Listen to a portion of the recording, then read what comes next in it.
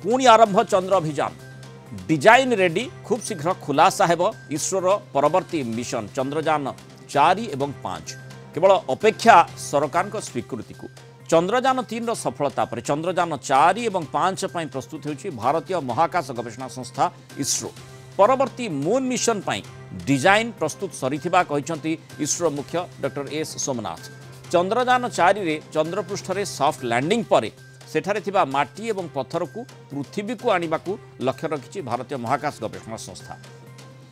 या सहित चंद्रयान रे एक महाकाश यान लॉन्च करने को लक्ष्य रखा जाइछि। आगामी 5 वर्ष भितर महाकाश को 70टी सैटेलाइट लॉन्च करने को योजना रखा जाइपा कहिसंती इसरो मुख्य। आम पाखरे चंद्रयान जीवापाई अनेक मिशन रही सरकार को अनुमति नेबा प्रक्रिया जारी रहितबा कहिसंती एस सोमनाथ। तेबे चंद्रयान 3 सफलता पर इसरोर परवर्ती मिशन को नहीं उत्कंठा बढ़ी से बड़े आसंता डिसेम्बर में लॉन्च हो पारे इसरोर प्रथम गगनयान टेस्ट फ्लाइट एने सबु प्रस्तुति चूड़ांत पर्यायर पहुंची सारी इसरो मुख्य कहते गगनयान भारतर प्रथम मानव मिशन जोटी महाकाश को जीवे 4 जन भारतीय पायलट।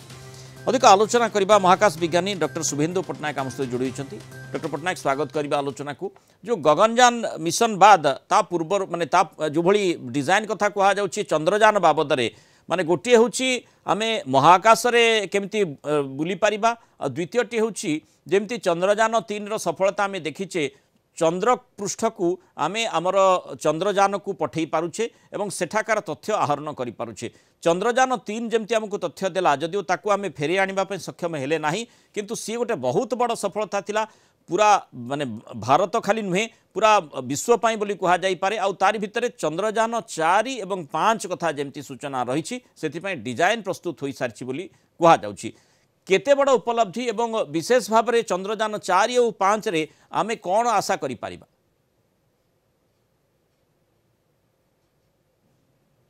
डॉक्टर पट्टनायक हाँ देखंतु इनी हमर सफलता इतला जहाँकि माने आमे गोटे वर्ष पूर्ण करने को जाउचे अगस्त 23 तारिख दिन से सेठी ओल्लेइथिला सेही दिवसटी को आमे जातीय महाकाश दिवस रूप पालन करूचे।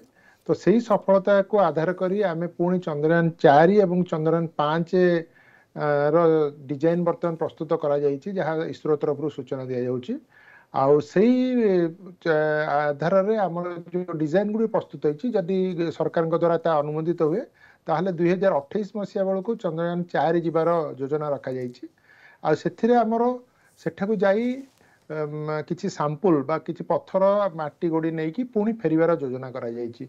सेटा गोटे बहुत जटिल प्रक्रिया हबो कारण एठू जीव चंद्र चारिपटे गोटे मॉड्यूल घूरी बुलिबो एवं सोई मॉड्यूल गोटे छोट यान जाई चंद्र रे अवतरण करिवो सेठू माटीर किछि नमूना संग्रह करी पुणी आसी सेई घूरी बुलुथिबा यान सहित डॉक्टिंग करबा पा मिलन हबो पुणी सेई डॉक्टिंग पर सेई यानटी पृथ्वी पृष्ठ को फेरिवो। निश्चित भाव एटा गोटे जटिल प्रक्रिया तार डिजाइन प्रस्तुत होइछि तार परीक्षण मध्य करा जिवो तेणु निश्चित भाव में परीक्षण गुड़िकर सफल हेले आमे जहाँ योजना रही 2028 मसीहा बेलू चंद्रयान 4 प्रेरण करी सेठू माटी गोड़ी आनिबार लक्ष्य रखा जाइछि। जबकि इसरो मुख्य कहते डिजाइन प्रस्तुत हो सारी आउ केवल सरकारी स्वीकृति को अपेक्षा रही अर्थात सरकारी स्वीकृति मिलवा पर चंद्रयान 4 एवं 5 प्रस्तुति आरंभ हो निश्चित भाव में गोटे यान करने चंद्र भाया गोटे दूर जगह को पठेगा पाखापाखि 3 ରୁ 4 वर्ष समय लगी थाए रॉकेट सिना प्राय वर्ष भीतर कर देउछु किंतु जो जानटी जीव फेरिकी आसीबो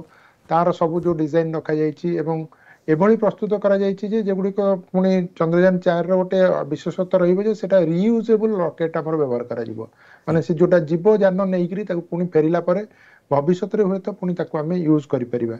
तो सेही भलिया बहुत गुडी प्रकल्प परीक्षा करा दियो प्रथमे तापरे सरकार तो निश्चित अर्थ दरकार सरकार मंजूरी दरकार सरकार जो मंजूर कर सारे कारण मंजूर तो निश्चय करेंगे आशा करा जाउछि कारण आगु को जीवार सिग्नाल रही सारी कारण से अनुसार ही इसरो तांकर भविष्य 10 वर्षर कार्यक्रम प्रस्तुत करि थांती तेणु से सब हेले तार बर्तमान प्रोडक्शन हवा आरंभ हो जिवो एई भितरे।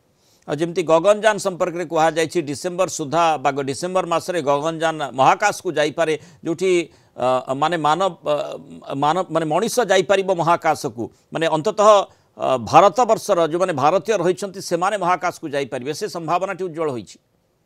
ଦେଖନ୍ତୁ ଡିସେମ୍ବର ମାସରେ ଯୋଉ 2024 ମସିହା ଡିସେମ୍ବର ମାସରେ ଯୋଉ ପରୀକ୍ଷଣଟି କରାଯିବ ସେଇଟା ଗଗନଯାନର ଶେଷ ପରୀକ୍ଷଣ ହବ।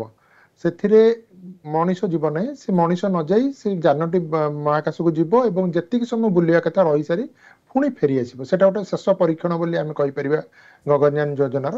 ଆଉ ଯାହା ଲକ୍ଷ୍ୟ ରଖାଯାଇଛି ଏଇଟା ସଫଳ ହେଲେ 2025 ମସିହାରେ ଆମର ଜଣେ ଭାରତୀୟ ମହାକାଶ ଯାନରେ এই ଯୋଉ ଗଗନଯାନ ଯୋଜନାରେ ମହାକାଶକୁ ଯିବେ ଏବଂ ମହାକାଶରେ କିଛି ସମୟ ବିତେଇଲା ପରେ ପୁଣି ପୃଥିବୀ ପୃଷ୍ଠକୁ ଫେରି ଆସିବେ। ତ ସେଥିପାଇଁକା ମଧ୍ୟ ମହାକାଶଚାରୀ ଚୟନ କରାଯାଇ ସାରିଛନ୍ତି, ସେମାନଙ୍କ ଟ୍ରେନିଂ ମଧ୍ୟ ସରିଯାଇଛି। 2 ରୁ 3 ଥର ବିଭିନ୍ନ ପ୍ରକାର ପରୀକ୍ଷା ମଧ୍ୟ କରାଯାଇ ସାରିଲାଣି। ଗଗନଯାନର ଯୋଉ ଯାନ ସବୁ କିପରି ଲ୍ୟାଣ୍ଡିଂ କରିବ, ପୁଣି କିପରି ଫେରି ଆସିବ, ସବୁ ଜିନିଷ ପରୀକ୍ଷଣ ହେଇଛି। କେବଳ ଶେଷ ପରୀକ୍ଷଣଟି ବାକି ରହିଛି, ଯୋଉଟା କି ଲକ୍ଷ୍ୟ ରଖାଯାଇଛି ଡିସେମ୍ବର 2024ରେ ହବ। ଆଉ ସେଇଟା ଯଦି ମହାକାଶକୁ ଯାଇ ସଫଳତାର ସହିତ ଫେରି ଆସିପାରିଲା, ତାପରେ ମଣିଷ ଆମର 2025 ମସିହାରେ ଜଣେ ଭାରତୀୟ ନିଶ୍ଚୟ ଯିବେ ଆମ ଭାରତୀୟ ମହାକାଶ ଯାନରେ। गोटे डिजाइन जमती गगन माने जमती चंद्रयान कथा कहुई डिजाइन 4 और चंद्रयान 4 और 5 प्रस्तुत हो सारी बोली डिजाइन सिग्निफिकेंस टी किभली भाव में रही था। देखो ये सब क्षेत्र में डिजाइन और प्लानिंग हूँ सबुठ गुरुत्वपूर्ण। डिजाइन हम ताकू पुणी परीक्षण कर छोट रु छोट कंपोनेंट जिते छोट कंपोनेंट हेले प्रत्येक डिजाइनिंग कराए प्रथमे ताकू बहुत प्रकार परीक्षण करा जाए ताकू प्लानिंग कराए कोटा कोटी तैयारी हम केमती आसिक आसेम्बल हम कौन हम तेणु डिजाइनिंग सहित प्लानिंग सब करा जाए। आ डिजाइनिंग टा हूँ गुरुत्वपूर्ण ये सब आम गोटे कंप्यूटर माध्यम हो विभिन्न माध्यम डिजाइन करी एबे आजिकल तो कंप्यूटर बहुत एडवांस करिगलानी।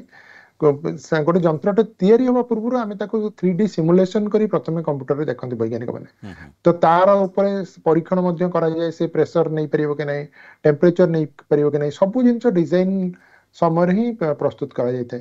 गोटे प्रथम गोटे रफ डिजाइन करा जाए, रफ डिजाइन रे केते खर्च हो गोटे रफ एस्टिमेट थाए, किंतु तापर विस्तृत भाव प्रत्येक क्षेत्र में प्रत्येक पार्ट्स तार सूक्ष्म डिजाइन गुड़िक कंप्यूटर माध्यम करा जाए। तेणु निश्चित भाव में डिजाइन हूँ सबुठ गुरुत्वपूर्ण जेकोसी गोटे महाकाश यान हो जेकोसी गोटे प्रोजेक्ट हो। आ डिजाइन क्षेत्र में भारतीय मानकर बहुत दखल रही, कारण कंप्यूटर क्षेत्र में भारतीय मानकर दखल विश्व सारा माने प्रतिपादित होती। तेणु प्रैक्टिकली करने पूर्व कंप्यूटर माध्यम डिजाइन सब करा जाए। तेणु आशा करवा चंद्रयान 3 भली चंद्रयान 4 और 5 जहाँकि खूब शीघ्र प्रस्तुत हो सरकारी स्वीकृति मिल डिजाइन जेतु सरी से क्षेत्र में आमको यथेष्ट सफलता मिल। बहुत धन्यवाद डॉक्टर शुभेन्दु पट्टनायक आलोचन आम सहित मतामत रखि।